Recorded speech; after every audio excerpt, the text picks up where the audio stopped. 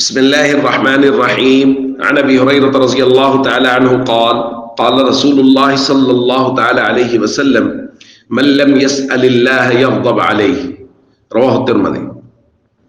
نبی کریم صلی اللہ علیہ وسلم نے ارشاد فرمایا، جو شخص اللہ سے سوال نہیں کرتا اللہ اس سے ناراض اور ناخوش ہوتا ہے۔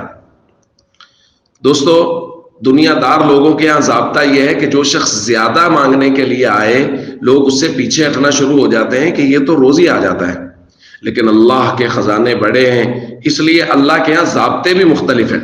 ضابطہ یہ ہے کہ جو اللہ کے دربار میں مانگنے کے لیے نہیں آتا اللہ اس پر غصہ ہو رہا ہے کہ یہ کیوں مانگنے کے لیے نہیں آ رہا۔